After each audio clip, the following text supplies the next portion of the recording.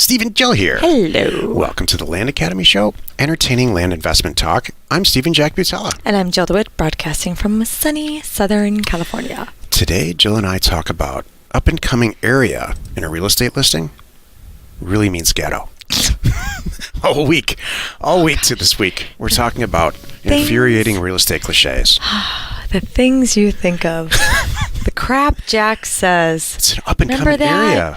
You know, I bet some of our listeners right now remember that.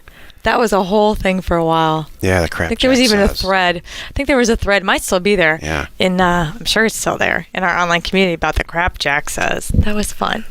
You know, all these cliches are used to describe real estate, and they're basically apologies in advance for something that's wrong with the property. That's true. You know, all last week we talked about cliches that actually are meaningful, like location, location, location. That's Right. that's not so bad. But in an up-and-coming area, it just means that it's in a bad neighborhood. Exactly. There's something else going on. Yeah. Thank you. Before we get into it, though, let's take a question. That was actually the whole show. We're going to talk about statistics later about housing markets and why they're good or bad for what we do. Okay. Before we get into it, let's take a question posted by one of our members on the landinvestors.com online community. It's free. And as you're listening to us, please drop your questions into the comments section below. Ivan asks, I have a deal I'm working on, and when I do my due diligence, I found a judgment against the owner of the property I'm looking at buying. The plaintiff in the judgment is the state of Texas, if that matters. It doesn't. I had a title report run for the property and for further confirmation, and they identified this abstracted judgment under personal liens which may affect title. There are no outstanding real property liens that were identified. Can the owner legally sell me the property? This is a 7-figure judgment. If I can even buy the property, I would go through a title company at this point. I appreciate the guidance on this deal. Okay, so what a judgment is, in case you don't know, is there's a lawsuit, and he lost. In this case, people lose lawsuits, and there's a judgment. Maybe they lose. They get, whether it's civil or criminal, they get. You know, you've seen lawsuits a million times, even on TV, where you do something wrong, somebody sues you, and you owe them money. But in this case, 7 figures. He owes the state of Texas 7 figures for whatever he did. And they can put a lien on everything you own, personally. And corporate-wise and everything, it can destroy your life. So, and he hasn't paid it back, so there's a judgment. Which means that, here, the long story short is, don't do this deal. I have a question about this. Yeah. Seriously. So, what if I could understand they can go after everything he owns at that time. But if I sell it, what if I had I mean, you know, people move things around in these situations. They move homes around. Yep. They move assets around. So this guy sells his property. It's now not his anymore. It went from property to cash in the bank. So that's fine. They seize that. Why should this stop the transaction? Based on my Jill theory. What's this guy's name? I do not know. The question asker, Ivan. So Ivan then sells the property, right? Everything's great. He buys a property for $10,000 and sells it for $30,000, just like we'd all do every day in our group. Right. And he's happily going along, and 2 years later, he gets a phone call and says, you know, that property that you sold, he gets a phone call from the person that he sold it to, or worse yet, 3 people later, which is more like what would really happen. Okay. And maybe they built a house on it now, and the state of Texas comes in and says, no, we're seizing this whole thing, because when this guy owned it, he had a judgment against him, and it's over. Well, how come they didn't take it back right then and there? Because it's a government; they're disorganized. Oh, so the bottom they can be weird. That could happen, or what this is probably more likely, nothing.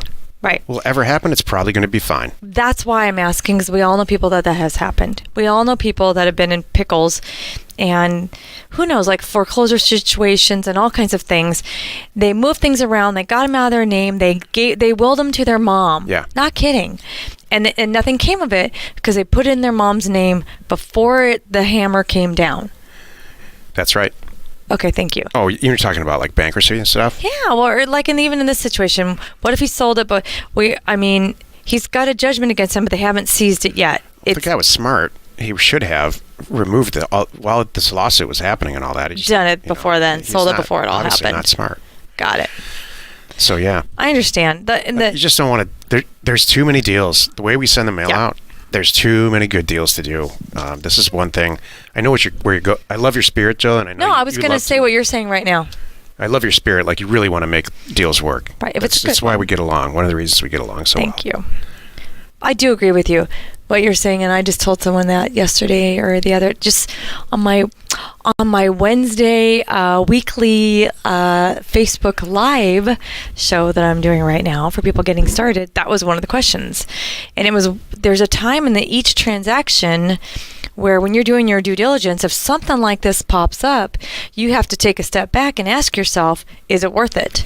And this is one of those times, Ivan, that where you go, is it worth it? Because it's too easy, like Stephen, you were going to say just now, send out more mail and move on. Yep. That's it. And I agree. Today's topic, up and coming area as a real estate cliche, really means the properties in the ghetto. This is the meat of the show. All week we've been talking about infuriating real estate cliches, and I don't get it. I know. I think of up and coming. Well, there's a couple of things that I think of when I hear up and coming. I'm like, all right, that means it's an it's up and coming area. Red flag. My first thought is, it's old and run down. Yep. That's what I think too. In a bad neighborhood. Yep. Well, that's it. And then the second thing that I hear up and coming area is bad stuff happened there. Oh, really? Yeah. Yikes. Was there a riot? Like murder? Was there why is it, what went down? Up and coming. Like, And then my third thing that runs in my head is it was cheap and now they're trying to increase the market value. They're like, up and coming area to me, remember like that, we did a house flip a while back. And we had a woman investor come through our door. Had an investor open house, and it was so cool. We were there just kind of drumming up new buyers and just kind of seeing what they're looking for, in the area and what's going on. It was great. It was just a couple hours, and I'm glad we did it.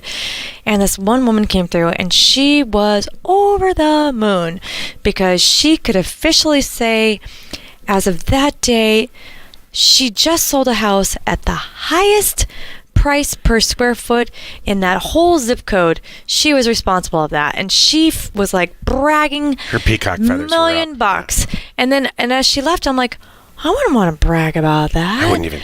Like, I feel like that to me, it's like it ties with these cliches. Like, I took someone for more than anyone ever took them for, and talked him into spending more than anyone has ever spent.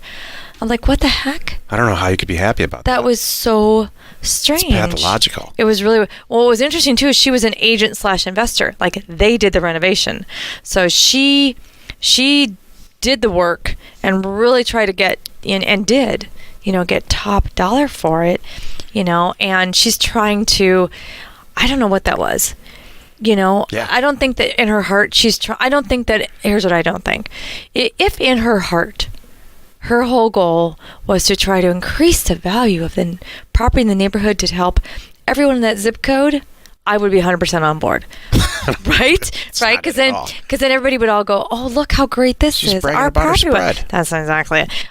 That's not what her financial spread in the deal. Exactly. It was like, woohoo, we did it. I talked him into it, and just kind of bums me out. So when I hear this, yeah, I'm with you. This is a good one. Up and coming area. Like, well, okay, come on. What up and coming area is really? Come on, what's going on? Tell me the truth. And if you're ever looking at a house in an up and coming area, if it's not your first question, it should be your first question. Like, what is really going on? What do I need to know, and why? Right. Thank you. Speaking of ghettos, let's look at this. You're dying. This is America's 10 cheapest housing markets. This is cool. So if you're watching us on YouTube, right now Stephen is showing us this website with some of these statistics. Number one cheapest zip code, Marion, Indiana. Median home price is $66,000. Wait, this is a cheap, what year, if you don't mind my asking, do we know? It is 2018, so probably 2017 or 16. All right. U.S. home prices have risen about 5% over the past few years. That's kind of cool. an annual rate of 5% for the past few years. It used to be you could bank on 11%. Marion, Indiana, $66,000. Danville, Illinois, $69,000. Pottsville, Pennsylvania, $69,900. Bay City, Michigan, $88,000. And they also have the cheapest zip code within these MSAs, which I won't read. Which are even Weirton, cheaper. West Virginia, $90,000. Pine Bluff, Arkansas, $95,000. Lima, Ohio, $95,000. Look at the variation. I got to point that out. Yeah, go ahead. That's so interesting right now. So Pine Bluff, Arkansas, the median home price is $94,500, but the cheapest in the zip code median price is $25,000. Isn't that interesting? So in Pine Bluff, a different zip code would be $25,000. And then, a zip code over is $94,000. That's insane. So as a house flipper or a infill lot, the reason that I bring this up is if you're buying and selling infill lots, like many, many members and like we are of ours do, you want to avoid these markets like the plague. If you're going to an infill lot in Torrance, let's say in South Bay, Los Angeles, it costs $500,000 because the house you're going to put on it, it's all priced based on the house that's going to go up. So it takes the exact same amount of energy for you and all your people that are the people that work with you to do a $500,000 deal as it does a $25,000 deal. Would you rather make $100,000 on the spread, on a wholesale spread, or $5,000? That's why I bring this up. Ding, ding. I want to point this out real quick for the listeners that are here with us right now who came to one of our live events, who experienced Stephen talking about what's coming in 2.0 and how to use statistics to find and buy infill lots. One of the things that we all know he talked about was you're looking for consistency. Right. So based on this information that he's showing us right now on the screen, if you're watching, you can see like Pine Bluff, Arkansas. Look there's an advertisement for Land Academy right on this website. Oh, that's nice. we couldn't even plan it. That's really cool. We popped hilarious. up. All right, that's really great. Anyway, go ahead. But that's awesome. And then there's Infusionsoft. That's funny, which we have. Which we use. That's great. eBay. Boy, we're in the right market here. It's awesome. All right. So, but what I'm saying is what Stephen's showing, like we talked about consistency for pricing infill lots. Based on this information I'm staring at right now, I wouldn't do Pine Bluff, Arkansas. I wouldn't do any of these on this list. I wouldn't even come close. Elmira, New York. Same thing. If you don't mind me jumping ahead, yeah, sure, can I read that? So Elmira, New York, which is number 8 on the list for the cheapest, the median home price, $109,000. However, still within Elmira, New York, just a different zip code, same city, the median home price is $59,900. There you go. It's like talk about inconsistent. Wouldn't want to be messing with that. Topeka, to make it Kansas. easy, by the way. Topeka, Kansas, median home price is $109,000. Cheapest zip code in that area is $61,000. Yep. Cumberland, Maryland, median home price is $110,000. Cheapest in the zip code is $94,000. That one I do. I like that. The cheapest zip code is $94,900 and the median's $110,000. That's consistent. Well, I'll tell you the problem with all these. You want to price infill lots at about 10 to 20% above 10 to 20% of the existing average home price. So now you're down to $10,000, $20,000. Buying it for $10,000, selling it for $20,000. You're making $10,000 for a lot of work. You could be making $100,000 in a lot of different other more expensive markets. Love it. Love it. On that theme, Yes. this article on the internet talks about the best and the worst first-time homebuyer markets. These are the top 10 best markets, they say. Broken Arrow, Oklahoma. I have no idea why. Tampa, Florida. Centennial, Colorado. Totally get it. Boise, Idaho. Totally get it. Grand Rapids, Michigan. It always shows up on these lists. Wow. I wouldn't touch it. Just for this fact alone, it's got the worst weather of anywhere that I've ever been. Ever. Thornton, Colorado. Totally get it. Frisco, Texas. McKinney, Texas.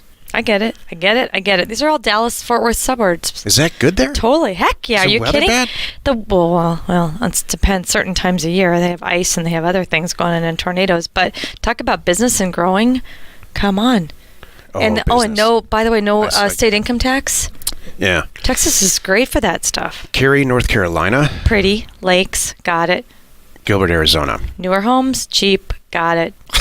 No, I get it. I get them it all. too. Broken Arrow, Oklahoma. There's lakes around Oklahoma. Oklahoma's pretty. Certain times of year there's tornado. You don't want to be in a double wide in Broken Arrow, probably, but I'm not sure you want to be in a double wide anywhere. This is true. Here's the worst cities for new home buyers.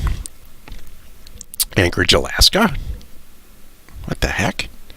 Newark, New Jersey. You don't even want to go there, let alone own anything there. Elizabeth, New Jersey. Same thing. Miami Beach, Florida. Probably too expensive. Yeah. Real high crime rate. Oakland, California. Same thing. Expensive, high crime rate. San Mateo, Raiders. California. Just kidding. San Francisco. I don't understand why San Francisco gets bashed. Wow. I think, honestly, I've seen it pop up on numerous articles that people are leaving. Why? They're just sick of it. They're sick of the money and the costs and the traffic. I have been reading and hearing a lot of love people. San Francisco. I know, I would live but there. they're leaving because of, those reasons. A lot of it's the cost. It's driving them crazy. That's what I hear. Number 8 is Flint, Michigan. Number 9 is Detroit, Michigan. I'm from Detroit, and I don't need to finish that sentence. And number 10 is Berkeley, California. Yep. Well, you've done it again. You spent another 15 minutes or so listening to the Land Academy show. Join us next time where we discuss bring your imagination, as a real estate cliche, means untenable. That's hilarious. And we answer your questions, posted on our online community, landinvestors.com. It's free. You are not alone in your real estate ambition. I like the statistic thing. Are we going to be showing anything today? Or? Oh, sorry. That's okay. I didn't know if it was a hide behind the curtain day. Oh, that's fine. I fell asleep at the wheel. You're kind of. It's all right. My little podcast show doesn't have two full-time producers like your YouTube show does. Thank you.